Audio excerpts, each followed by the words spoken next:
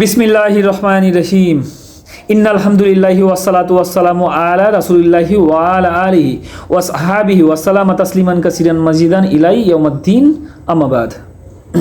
আসসালামু আলাইকুম ওয়া রাহমাতুল্লাহি ওয়া বারাকাতুহু। আল্লাহ তাআলা সূরা বাকারার ৯৭ নম্বর আয়াতে বলেছেন, বলো যে জিব্রাইলের শত্রু হবে সে অনুশোচনায় মরুক, কেননা নিশ্চয়ই জিব্রাইল তা আল্লাহর অনুমতিতে তোমার অন্তরে নাজিল করেছে।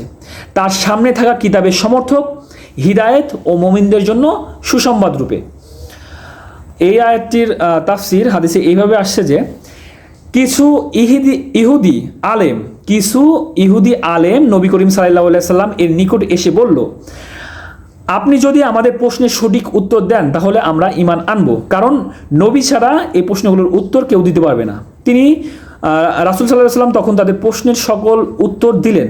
তখন তারা বলল, আপনার নিকট ওহী কে নিয়ে আসে? তখন রাসূল সাল্লাল্লাহু আলাইহি সাল্লাম তাদেরকে বললেন, জিব্রাইল। জিব্রাইলের নাম শুনেই তারা বলল, জিব্রাইল তো আমাদের শত্রু, সেই তো যুদ্ধ, হত্যা, আযাব নিয়ে অবতরণ করে। আর এই বাহানায় তারা রাসূল সাল্লাল্লাহু আলাইহি সাল্লাম এর ওপর নবুয়তকে মেনে নিতে অস্বীকার করে বসলো। আল্লাহ তাআলা আমাদের সবাইকে বোঝার মতো তৌফিক দান করুক, এবং আল্লাহ এবং রাসূলের মাধ্যমে যা কিছু আসছে তা গ্রহণ করা এবং তারপরে আমল করা তৌফিক দান করুক। আমিন। সবাই ভালো থাকবেন। আল্লাহ।